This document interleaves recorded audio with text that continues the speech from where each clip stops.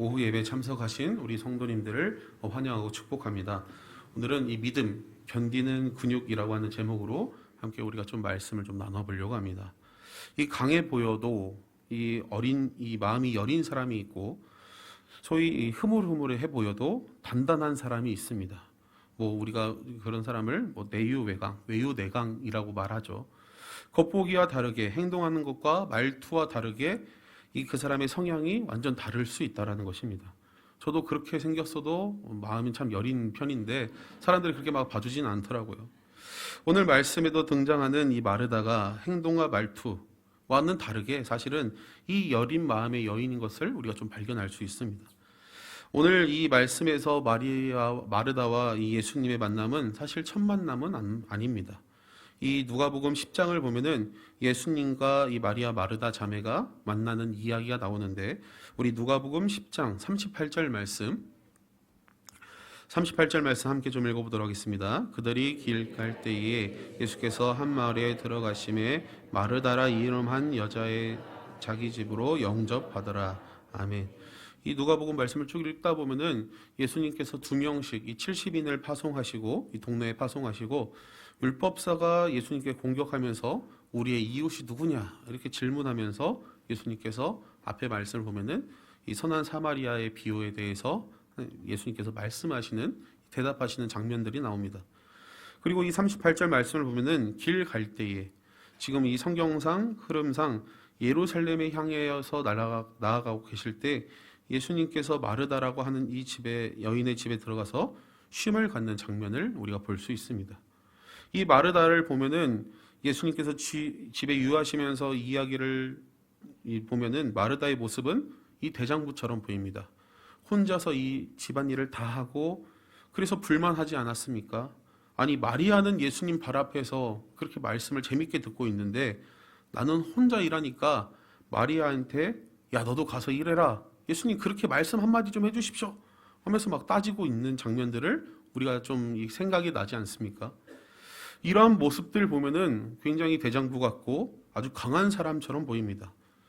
흔들리지 않고 모든 일을 잘 해낼 수 있는 아마 멋진 여인처럼 이 성경에서 나타나고 있습니다. 그런데 오늘 이 요한복음 11장 말씀을 보면은 그러한 마르다가 무너진 모습을 볼 수 있습니다. 어떻게 보면 당연한 거죠. 오라버니, 이 오빠 나사로가 죽었습니다. 어떻게 이런 상황에서 사람이 안 무너질 수 있겠습니까? 그런데 이 무너진 이유가 있습니다.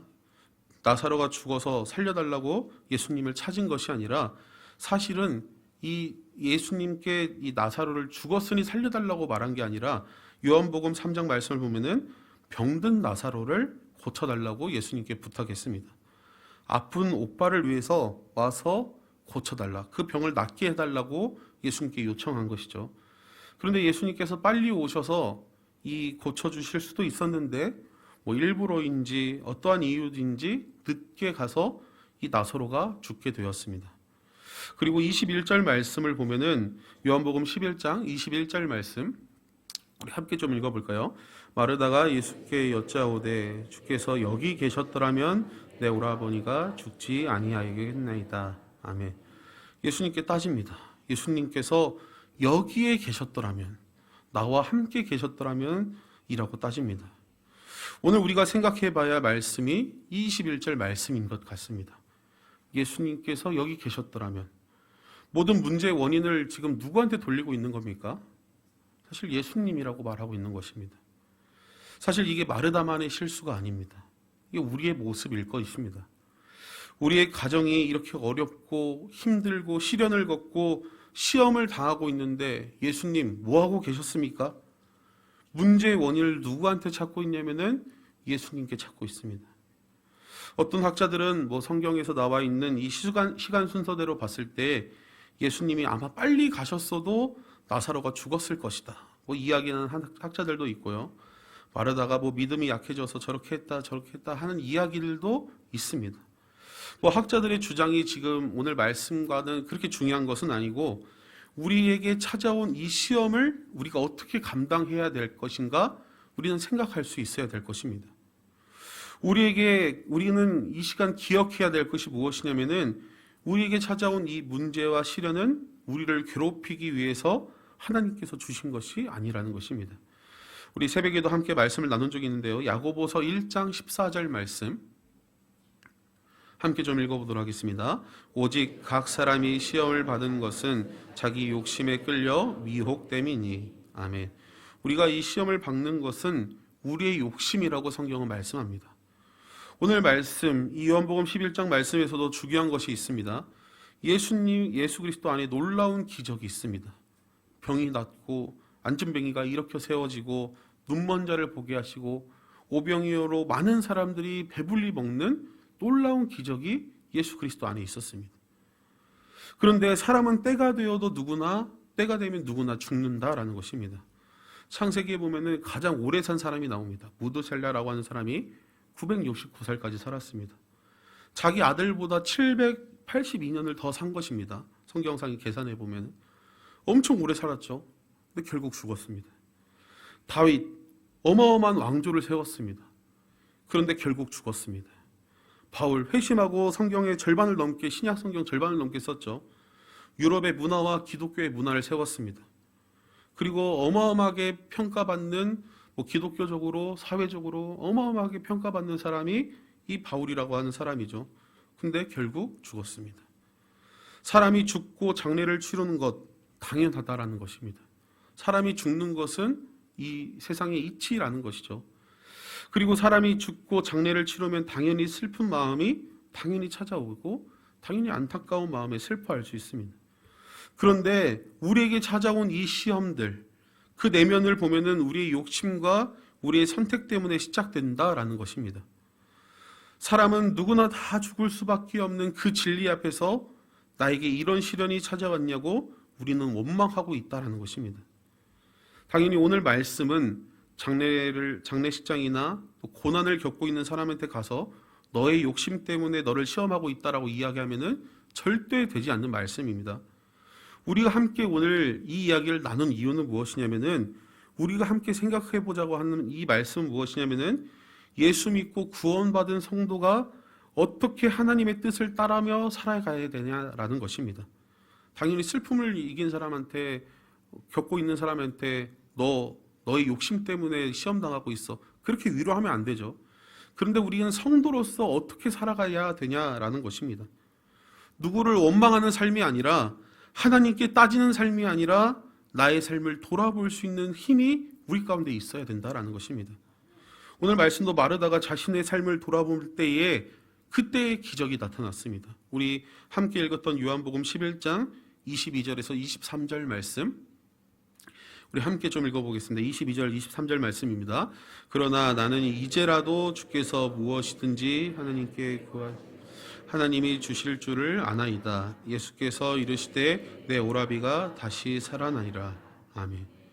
이 22절에서 진짜 중요한 단어가 나옵니다.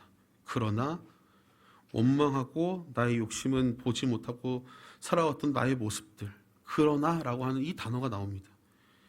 이제라도 엄청난 이 신앙 고백, 이제라고 하는 이 단어, 이 두 가지의 단어가 나옵니다. 그러나 나는 이제라도.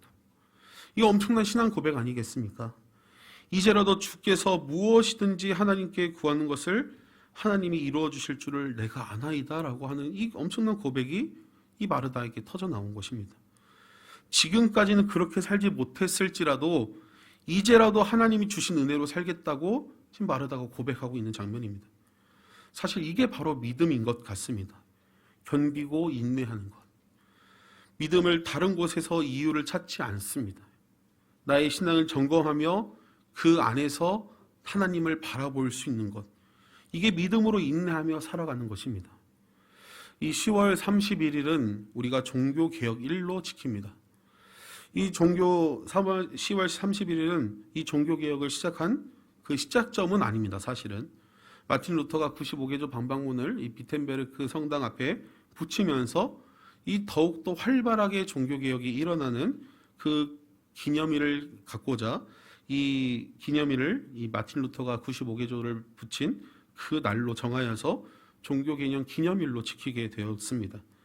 종교개혁자들이 당시 타락한 로마 카톨릭의 부패를 지적하면서 종교개혁을 시작한 내용들도 있지만, 사실 이 종교 개혁자들이 진짜 바라고 원했던 것은 무엇이냐면은 부패한 교회를 향해서 이야기한 것 이외에도 진짜 종교 개혁자들이 원했던 종교 개혁은 무엇이었냐면은 날마다 하나님 앞에 바로 서는 것, 날마다 하나님 앞에서 개혁되는 삶이 바로 종교 개혁이다라고 이 종교 개혁자들은 이야기했습니다. 믿음으로 살아가는 것은 바로 날마다 하나님 앞에서 그것들을 훈련하며 나아가는 인내의 시간들입니다. 이게 바로 종교개혁의 진짜 중요한 의미 중 하나입니다. 우리는 우리 앞에 문제 앞에서 하나님이 내게 복을 주지 않아서 내가 신앙생활을 조금 잘못한 것 같아서 하나님이 나에게 시험을 주셔서 내가 이렇게 무너진다라고 생각할 때가 많이 있습니다. 근데 정확하게 기억해야 될 것이 무엇이냐면은 사실 이 오후 예배 정도 나오실 이 신앙과 믿음을 가진 우리 성도님들은 어떻게 좀 말씀을 기억해야 되냐면은 나의 문제는 내가 하나님 앞에서 날마다 개혁되는 것입니다. 따지고 원망하는 것이 믿음으로 살아가는 것이 아니라는 것입니다. 나의 문제를 하나님 앞에 가지고 나와서 날마다 새롭게 개혁되며 마르다처럼 고백할 수 있는 것이 개혁신학입니다. 우리 마지막으로 22절 말씀, 우리 함께 읽었던 22절 말씀 함께 읽어보도록 하겠습니다. 그러나 나는 이제라도 주께서 무엇이든지 하나님께 구하는 것을 하나님이 주시는 줄을 아나이다. 아멘. 하나님을 원망하고 믿음으로 살아가기보다 사실은 이 마르다의 고백이 너무 좋은 것 같습니다. 이제라도 완벽한 삶은 아니었을지라도 이제라도 하나님을 온전히 바라보는 믿음의 견고함으로 살기를 원합니다 라고 하는 이 고백이 사실 우리의 신앙에서 우리의 삶에서 날마다 개혁되어야 될 은혜일 줄을 믿습니다. 이게 바로 우리의 신앙을 개혁하며 믿음으로 인내하는 삶입니다. 오늘 우리가 함께 구역 연합 예배로 모였습니다. 우리가 함께 모여서 우리가 항상 나누는 이야기들, 항상 보는 얼굴들, 뭐 이제 더 이상 할 말도 없을 수도 있어요. 그런데 거기서 중요한 건 무엇이냐면은 맨날 봐서 할 얘기도 없는데 그게 아니라 날마다 우리의 삶을 하나님 앞에서 개혁해 나가는 것입니다. 날마다 반복되는 그 삶 가운데에서 내가 정말 하나님의 삶, 하나님이 인도하시는 그 삶대로 믿음의 견고함대로 내가 살고 가고 있는지 우리는 그 가운데 우리는 우리를 다시 개혁하며 하나님의 말씀 앞에 바로 설 수 있어야 된다라는 것입니다.